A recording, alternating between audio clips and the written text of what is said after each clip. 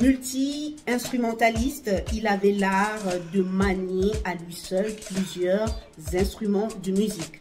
Il avait l'art de manier du piano, du xylophone, du vibraphone, du saxophone et même l'art de manier le chant à travers sa voix aussi grave qu'angélique.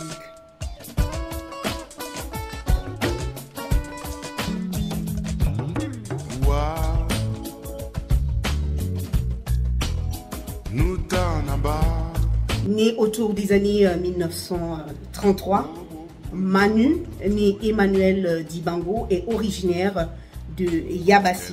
Plus tard, autour des années 1949, il fait ses études secondaires en France, dans la ville de Chartres.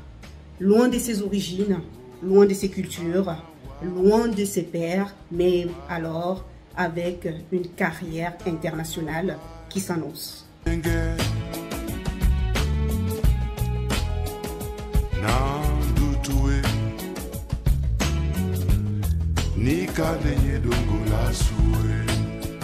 C'est d'ailleurs pendant la poursuite de ses études qu'il apprend à manier le piano.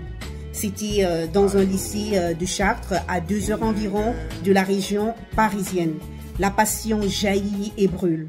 Le jeune Manu intègre plus tard le groupe de rumba congolaise African Jazz, collabore avec de nombreux musiciens, acquiert une certaine popularité et désormais mondialement connu. Son refrain Mamasi, Mamasi, Mamakosa du single Soul Makosa a d'ailleurs eu un succès international et a été utilisé par le très célèbre chanteur Michael Jackson et plus tard également chanté et repris par Rihanna.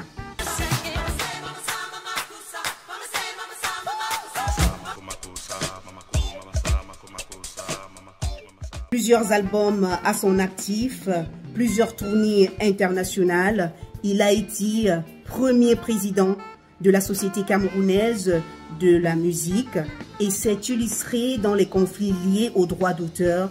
Il a été nommé artiste de l'UNESCO pour la paix en 2004 et en 2015, il a été honoré du titre de grand témoin de la francophonie aux Jeux olympiques et paralympiques de Rio.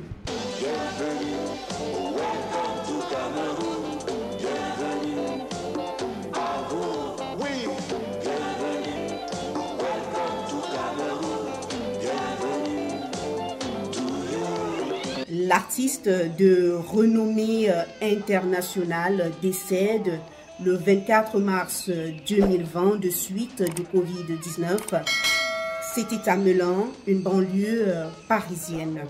Il avait donc 76 ans. Il a reçu de nombreuses louanges de ses fans à travers le monde.